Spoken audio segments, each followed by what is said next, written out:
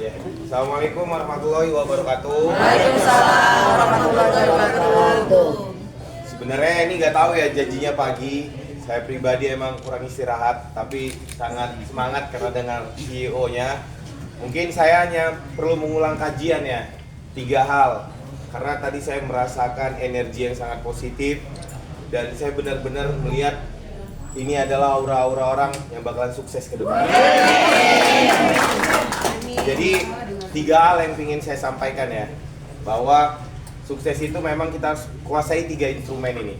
Jadi kalau kita tidak menguasai ketiganya, maka tidak akan mungkin sukses. Itu menurut analisa yang telah saya lakukan. Yang pertama yaitu ikhtiar. Jadi tolong ibu-ibu, bapak-bapak jangan pernah bermimpi untuk sukses kalau ikhtiarnya nggak dikuatin lagi. Ya. Sekarang ini ekonomi lagi menurun. Jadi untuk itu kita perlu ikhtiar lebih. Dan semua brand, semua perusahaan ingin dapat atensi publik, ingin dapat perhatian publik. Jadi Wikinara ini tidak akan bisa mendapat perhatian publik kalau apa? Kita malas. Saya pribadi sebagai CEO atau owner di beberapa perusahaan saya turun gunung lagi nih. Saya ngonten lagi. Saya harus melakukan sesuatu lagi. Terus bagaimana teman-teman yang masih mau menuju kesuksesan tidak mau ngonten, tidak mau ikhtiar lebih, tidak mau usaha lebih, tidak mau menawarkan lebih. Jadi mimpi pun nggak boleh untuk sukses kalau ikhtiarnya nggak dikuatin lagi. Ya. Lalu berikutnya yang kedua yaitu ilmu. Dimana memang kita dituntut untuk saat ini belajar dari siapapun. Ya, dari perilaku kita sehari-hari, otodidak, bisa dari YouTube, dari TikTok, dari media sosial. Benar-benar setiap hari harus punya mimpi bagaimana terus bertambah kemampuannya, pengetahuannya. Dan sekarang teknologi semakin berkembang. Sekarang udah ada AI. Yang bagaimana apabila kita sebagai manusia tidak berkembang, maka kita akan semakin jauh ketinggalan. Sekarang lihat, semua netizen cepat panas, cepat lupa. Karena apa? Saking banyak informasi yang harus dikuasai. Jadi mudah-mudahan di sini ibu-ibu, bapak-bapak kedepannya selalu meluangkan waktu untuk belajar. Dan yang terakhir, tentu tidak kalah pentingnya, yaitu spiritual.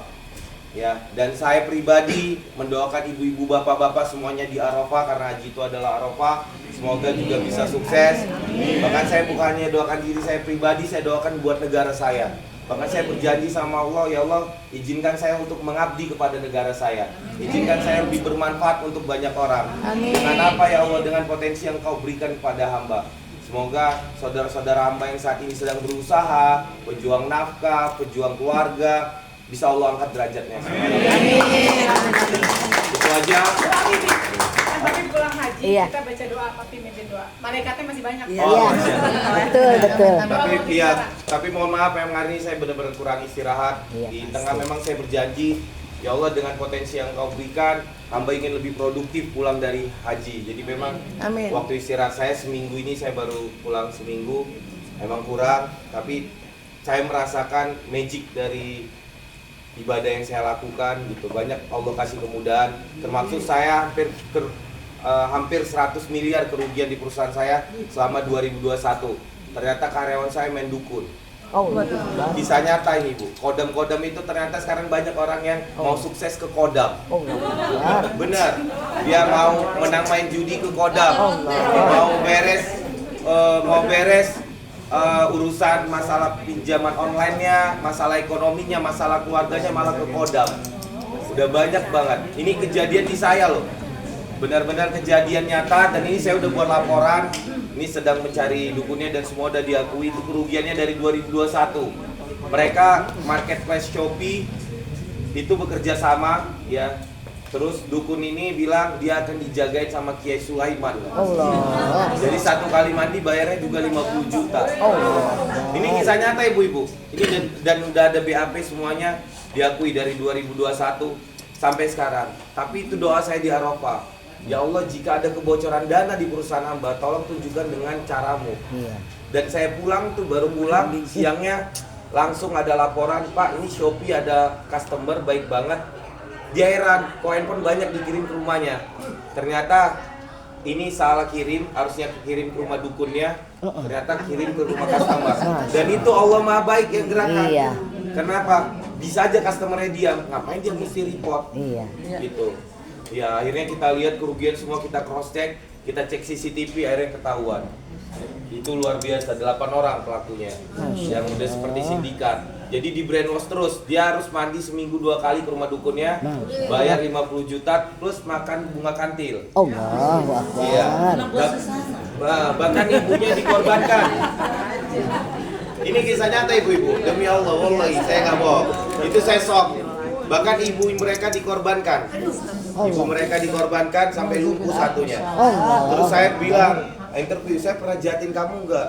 Selama ini semuanya saya lakukan. Dia bilang, maaf katanya, karena dukun saya sakti. Nyawa ibu saya di dukun saya. Allahu Akbar. Benar, asli ibu. Saya bilang, kamu ngapain sholat setiap hari? Inna sholati wa nusuki wa mahyaya wa mamati lillahi rabbil alamin. Hidupmu, matimu itu hanya milik Allah. Kok bisa milik dukun? Lihat nih, sekarang dukunnya pasti kocar-kacir nih. Kita udah buat laporan.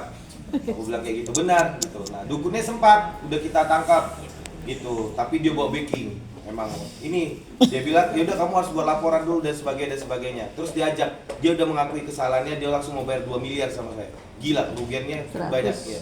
Ini asli ibu-ibu. Gitu. Saya lengkap semua bukti-bukti dan sebagainya.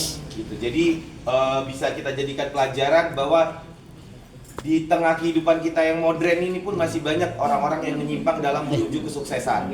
Dan kita udah tarik beberapa asetnya ya. Total udah ada 20 miliar kita tarik. Rumah, dia beli rumah, mobil, apartemen dan sebagainya. Alhamdulillah kita udah tarik sebagian. Cuman memang paling banyak di dukunnya. Gitu. Karena dukunnya ini ternyata pasiennya juga banyak. Gitu. Ini kisah nyata, makanya cek-cek kodam itu ternyata terjadi sama orang yang bahkan jaga sholatnya. Jadi kita ini memang manusia, tempatnya salah, tempatnya dosa, maka kita memang harus selalu minta petunjuk, minta ampunan, ya karena tanpa ridhonya Sang Maha Pencipta, ya kita nggak bisa apa-apa dan nggak bisa jadi apa-apa. Itu sih sekali lagi doa saya tulus dari lubuk hati yang paling dalam.